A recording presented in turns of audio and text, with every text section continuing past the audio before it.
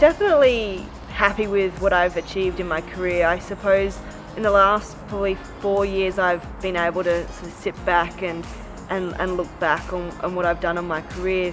But I kind of get scared when I say that, because it means that it's coming to the end of my career, I guess, and you're not supposed to look back until you retire and really reminisce about what you've achieved. So I'm happy, but I'm also like a bit stubborn in my own ways, thinking, no, I've still got years left in my training. I'm not going to look back just yet. I want to make sure that I'm looking forward and looking at what my next goal is, because I'm still an athlete and I'm still competitive in the world, and I want to make sure that I focus solely on about what I have achieved and being proud of what I have done. Obviously I am, but I'm also thinking I have to stay focused, I have to stay looking forward and making goals about my next athletic achievement.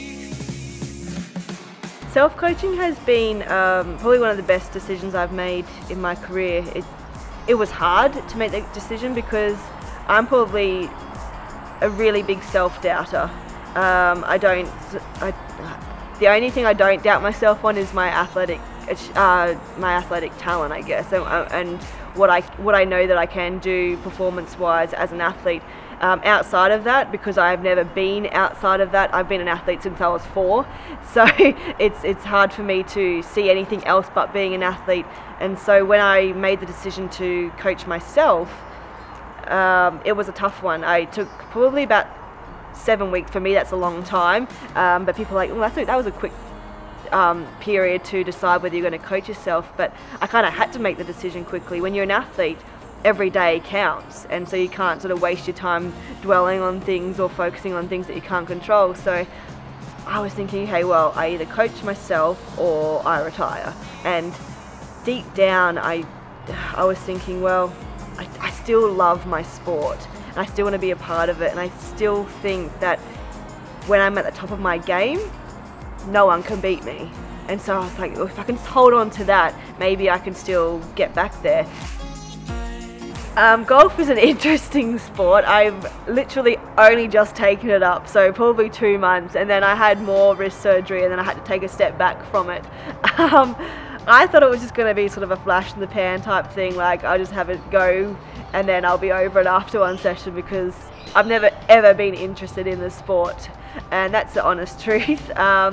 But I started it and it was a lot more fun than I thought it was going to be. I'm certainly not going to be the crazy golf person that has to be there every single day perfecting my swing, but at the same time, when I am there, I'm a complete professional, and I'm listening to, I actually have a coach in golf and I listen to them and listen to what they tell me to fix my golf swing, to at least not make an embarrassment of myself on the course.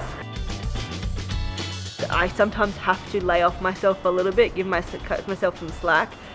My training partner tells me that all the time, but I think it also makes me who I am.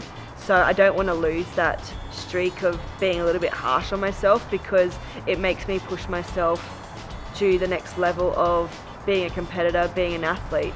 And yes, it's hard emotionally to go through those processes, but at the end of the day, that what I get out of it sort of makes it so much sweeter, and then I kind of I appreciate myself being who I am and being my harshest critic, because it gets me the results that I need.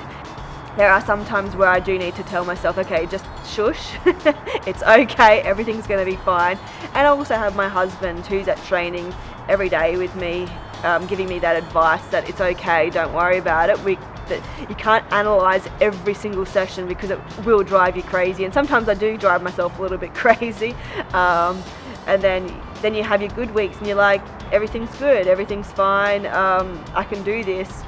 So it's just a matter of balancing your sort of personality out and your emotions out. But at the end of the day, our personalities, our attitudes towards our sport make us who we are. They make us a great athlete, and so you can't sort of disregard that either, because we are who we are. When I had a few injuries after 2012 with my hamstrings, I had to sort of change my mindset, because I'd still be going into championships with the weight of a nation on my shoulders, whether I was going in injured or not. People still expected me to win. I'm like, well, how am I going to control this pressure that people are putting on me? And I said, okay, well, let's switch our mindset and think of it as support.